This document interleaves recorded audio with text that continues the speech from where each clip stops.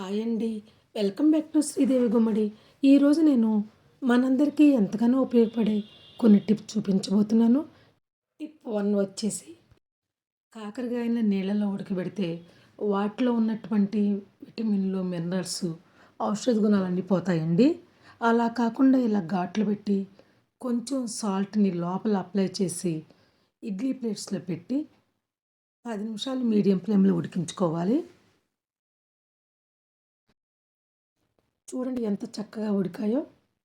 తర్వాత ప్యాన్లో ధనియాలు, జీలకర్ర, నువ్వులు, శనగపిండి వేసి వేయించి ఆరాక మిక్సీ జార్లో వేసుకోవాలి.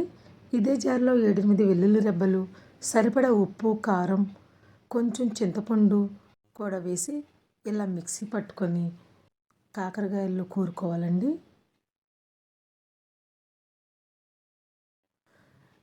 ఇలా తింటే షుగర్ ఉన్న వాళ్ళకి చాలా మంచిదన్నమాట. అయితే అందరూ ఇష్టపడరు కాబట్టి ఈ కాకరకాయలని ప్యాన్లో 2 స్పూన్స్ ఆయిల్ వేసి పేర్చుకోవాలి. రెండు వైపులా కాలిన తర్వాత సర్వ్ చేసుకోవాలండి.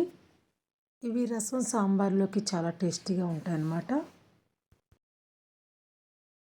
ఇక టిప్ 2, మన జుట్టు నల్లగా ఊడకుండా ఉండాలంటే ఒక టిప్ చెప్తానండి. మందార పూల తొడలు తీసి ఎండలో ఎండబెట్టుకోవాలి. ఇలా గలగల సౌండ్ వచ్చే వరకు ఎండిన తర్వాత మిక్సీ జార్లో వేసి మెత్తగా మిక్సీ పట్టుకోవాలండి.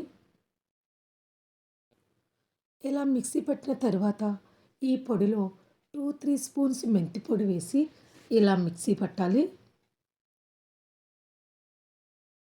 ఈ పొడిని బాటిల్లో పోసుకొని వారానికి ఒకసారి 3-4 స్పూన్లు ఈ పొడి, 2 స్పూన్స్ పెరుగు వేసి తలకు పెట్టుకుంటే కనుక జుట్టు నల్లగా ఏపుగా పెరగటమే కాకుండా ఊడకుండా ఉంటుందండి. టిప్ 3, ఫ్రిడ్జ్లో ఐస్ గడ్డగట్టకుండా ఉండాలంటే చిన్న టిప్ చెప్తానండి. ముందు క్లాత్ కవర్ని ఇలా కట్ చేసుకోవాలి.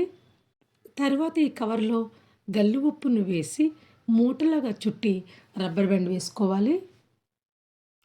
తర్వాత ఈ మూటను డీప్ ఫ్రిడ్జ్లో పెట్టి ఆ తర్వాత సామాన్లు సర్దుకుంటే కనుక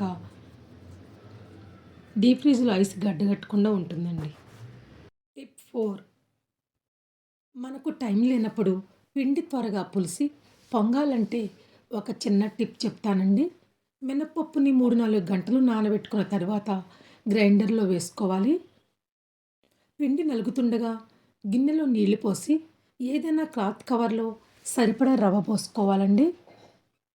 పోసాక ఇలా వాటర్లో ముంచి క్లీన్ చేస్తే కొంచెం రవ్వ కూడా వేస్ట్ అవ్వదన్నమాట.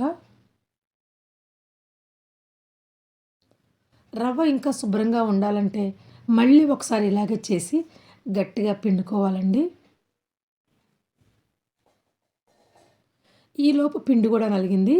ఇప్పుడు ఈ రవ్వని గ్రైండర్లో వేసి 1 నిమిషం ఆన్ చేసి పిండిని తోడేయాలి. ఈ ఇడ్లీ పిండి తొందరగా పులిసి పొంగాలంటే మధ్యలో తమలపాకుని పెట్టుకోవాలి. తర్వాత ఒత్తిని ఆయిల్లో ముంచి తమలపాకు మధ్యలో పెట్టి వెలిగించి మూత పెట్టుకోవాలండి.